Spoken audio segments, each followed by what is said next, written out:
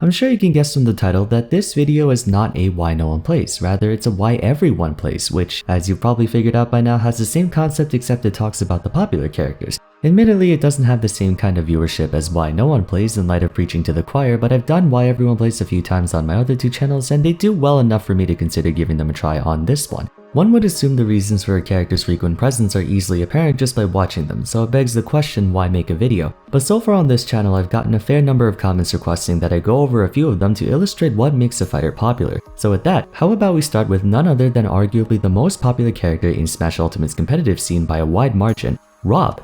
Just before we continue though, I'm back with another sponsor for today, and it's Raid Shadow Legends once again. They love me so much they wanted a second one right away. With the recent addition of the Doom Tower that I mentioned before, I want to go more in depth on some of the bosses you can expect to find. For example, we have the Minotaur, the final boss of the Minotaur's Labyrinth. He's one of the more straightforward bosses with a twofold mechanic. Every once in a while, he casts a hex on your team, causing them to take bonus damage, and for 2 turns he deals increased damage as well. But on the 3rd turn, he becomes more vulnerable to damage himself. You can spend the first 2 turns keeping your party alive while saving up the bulk of your pressure for when he needs to cool down. Alternatively, you can just chain stun him and brute force your way to victory if you so choose to. Very simple boss with an easy win condition, so if you run into him in game, feel free to try either approach. Continuing on, just like last time, in conjunction with the Summer Splash events, the Deliana Chase is still taking place where you can acquire her just by logging in for 7 days from now until July 28th. She's a very powerful HP support champion, and if you use the promo code MyDeliana, you get 50 XP brews and a ton of silver along with it. If you want to try Raid out this summer, then feel free to use the QR code on screen and you'll get a bunch of items like the free Epic Champion Tay Roll, 200,000 silver, 1 energy refill, 1 XP boost, and 1 ancient shard, all totaling up to $30 in rewards. So just a reminder to use both the promo code MyDeliana and the QR code for all the rewards. Thanks once again to Raid for sponsoring the video, but for now, let's get back into it.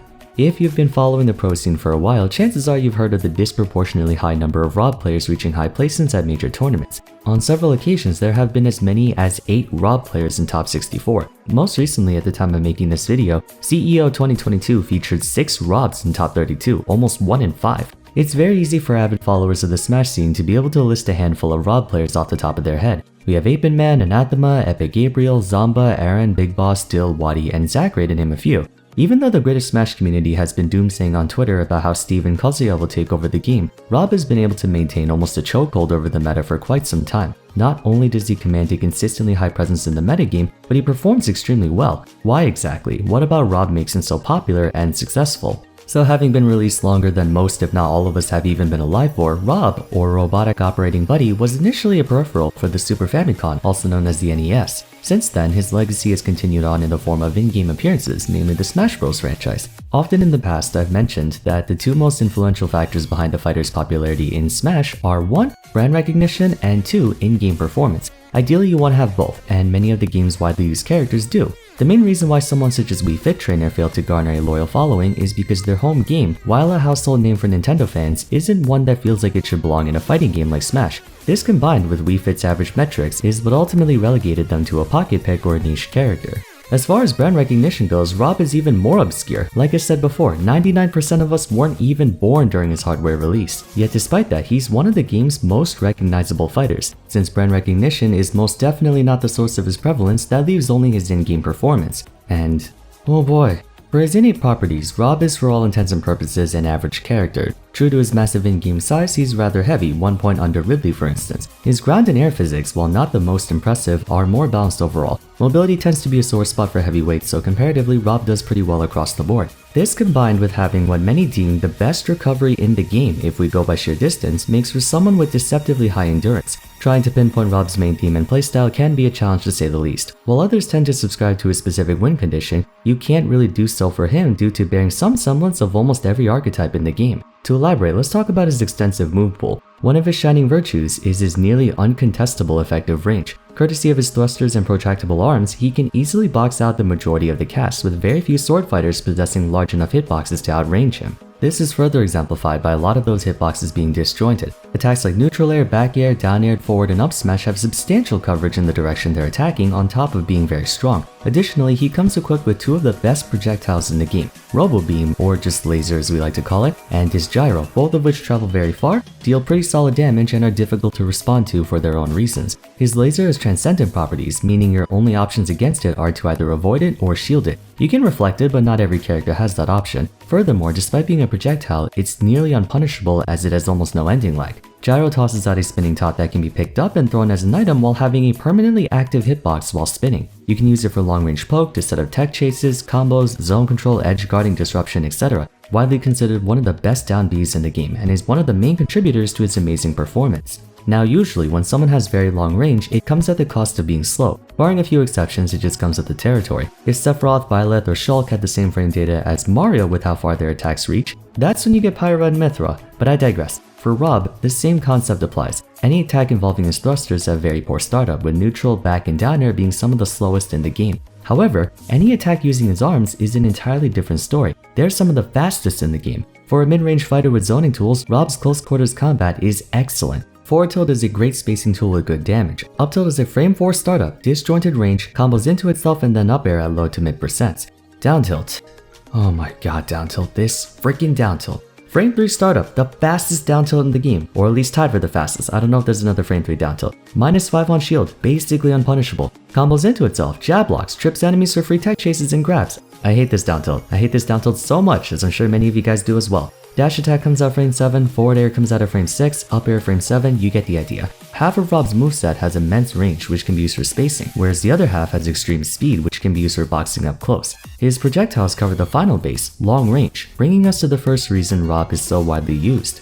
While other characters primarily excel at one or at most two forms of range, close, mid, or long, R.o.b has an answer for all three, especially in the neutral. With his long range, he can force his opponent to approach, then depending on their method of attack, he can utilize his mid or close range moveset, alternating in between in order to gain an advantage over his opponents. Speaking of alternating, the arrangement of his moveset is very intuitive. In general, you want your fastest moves when attacking in front or above, to which R.o.b does. Forward and up air are his two fastest aerials, dash attack, down tilt, and up tilt for grounded moves. Conversely, back and down air are very slow, which is good for spacing. Same goes for neutral air. It's basically an I don't know where you're gonna be, so I'm just gonna attack everywhere around me move. This situation neutral airs are best suited for. This allows for a smooth transition between various attack ranges and ultimately a low skill floor. He's very easy to pick up. The flexibility in range also grants him a very lenient margin for error. He doesn't require precise spacing the way swordies do, nor does he have to put himself in harm's way to exert pressure the way brawlers do. Moreover, zoners normally crumble to pieces if their opponent finds a way to close the gap. R.o.b doesn't have that issue to the same extent. Oftentimes he actually wants you to approach in light of struggling to approach himself.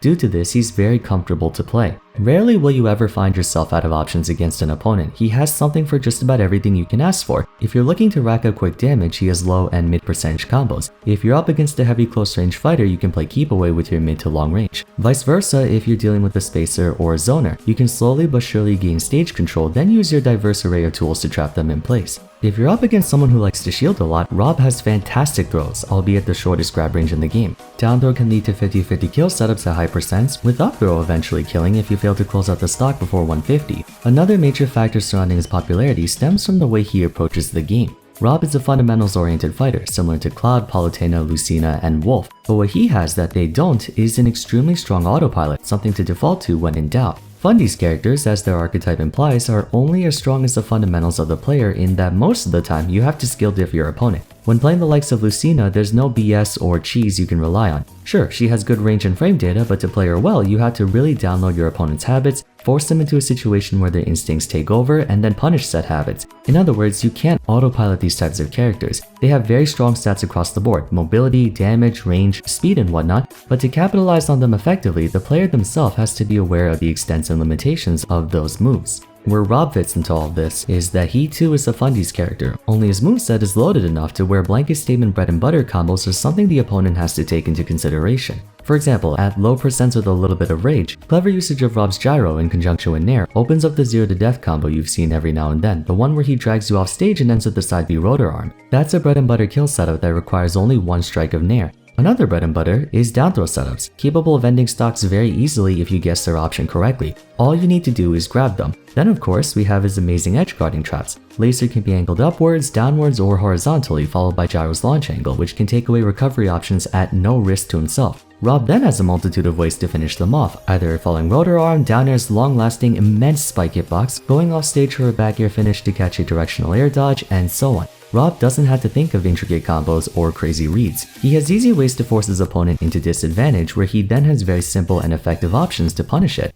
In a way, his flowcharts are very easy to understand for how good they are, but that doesn't come at the expense of the player's own aptitude. Fighters with strong bread and butter or autopilot kill confirms and setups live and die by that win condition. No one showcases this better than Luigi. Since Ultimate's release, Luigi mains have been hard at work limit testing every possible combo and setup they can do for every character at every percent on every stage in every situation. Prior to 2020, the only combo you had to really worry about was the 0 to death at single-digit percents, and maybe the 50-50 mix-up at mid-percent with down throw up B. Entering 2022, Luigi's have kill confirms for essentially every circumstance, no matter the percent. However, flowcharts don't matter if you're unable to reach a scenario that's applicable to him, or in layman's terms if the opponent has good fundamentals. Two of Luigi's worst matchups are the Samuses and Belmonts because they'll just endlessly pelt him down with range pressure to where he can't get close enough to grab. R.o.b has flowcharts, a lot of flowcharts, but what he also has is the ability to force these flowcharts at his own accord. Are they as cheesy one-shot kills the likes of Luigi or Kazuya? Of course not. But they're effective enough to where intermediate R.o.b players just have to learn how to create scenarios that trigger those bread and butter combos, and then those combos take care of the rest. Just to clarify, I'm not saying R.o.b players are carried. Well, maybe a little, just a tad, a smidge. What I'm saying is that as a fundamentals character, he gets more mileage off a single neutral interaction and has more ways to win those neutral interactions than other fundamentals characters, if that makes sense. R.o.b is just a good character, that's what it boils down to. You could argue he's a jack of all trades, but he's above average in every trade. Most of Smash's roster features characters with hard limitations, where no matter how good the player is, they will never be able to overcome the character's flaws through sheer aptitude alone, or at least for the average player. R.o.b is one of the few characters where the only thing that decides if you win or lose is you. He has state-of-the-art close range, mid-range, and long-range pressure, state-of-the-art recovery, state-of-the-art throws, everything you need to be successful, and unlike Wii Fit Trainer, R.o.b's hitboxes are broken. For examples in pro play, Zamba demonstrates R.o.b's potential the most. He takes advantage of his mid and long range pressure to win neutral, then uses his close range and trapping tools to get huge percents, gradually building a lead before closing it out with hard reads, giving rise to the infamous Zombear. Wadi's another player with incredible fundamentals. In many of his sets, he leads with Mewtwo, making use of his slightly better mid to long range to gather information, pick up on habits, how they react in disadvantage, etc. Then once he figures out a game plan, he'll switch to R.o.b to finish them off. Zachary, same thing. Mains Joker, R.o.b secondary. R.o.b is a more fundies-oriented character, so once he's confident that he skill gaps his opponent, he switches to R.o.b. That's just the kind of fighter R.o.b is. You can think of him almost like a Pokemon holding a lucky egg. He gets more mileage out of fundamentals than other characters, so if your fundamentals are really good, R.o.b will be able to take you much further. That being said, the onus is on you. Using R.o.b to its absolute fullest demands a very intuitive understanding of the game. I know I said he has good autopilot, but you still have to know how to play. Otherwise, skilled players will take full advantage of his two greatest weak points. The first, like any other fundamentals character, though he does have a good chunk of moves with respectable KO potential, landing those moves are difficult to do in the neutral. For instance, R.o.b's back air has a lot of strength packed into it, but it's far too slow to use in neutral. You can't really expect your opponent to just run into it, requiring that you force them into a situation that restricts their options to make it easier to land said kill moves. To his credit, as I've stated before, he's very good at making those situations happen, as is every fundamentals character, and when he does, you're staring down one of the most dangerous fighters in all of Smash. The second, and I know people meme on this all the time, he's big. He's a fat boy. He's also a bit of a fast faller. Anyone with good juggling like Palutena, Game & Watch, Cloud, or combo game like Pikachu, Bayonetta, and Roy will run you down very easily, especially since he has no way to escape combos from above, below, or behind. In front, maybe. Forward air comes at frame 6. Fortunately, once again, he's good at minimizing the frequency of that happening if you play him well. He's not as vulnerable as the likes of Donkey Kong or King Dedede. So there you have it. R.o.b is a good character. Despite being virtually unknown outside of Smash, his dominating presence in the metagame is a testament to the value and efficiency of his practical moveset, making him a very safe character to main with a low skill floor and a very high skill ceiling. Is he privileged at times? Yeah, but I'd much rather fight R.o.b over cheese characters because at the very least I can out-fundies a R.o.b player, whereas no amount of fundies can save you from a Luigi who explodes you off a single grab. Yes, I'm salty, Tri-State has too many Luigi players. Anyways, hope you guys enjoyed the first episode of Why Everyone Plays. If you have, I'd appreciate it if you left a like and subscribed. Consider following me on Twitter at Vars, joining my Discord server, and if you're new to my channel, check out my Why No One Plays series, I'm sure you'll like it. But for now, thanks so much for watching, and I look forward to seeing you again soon. Take care.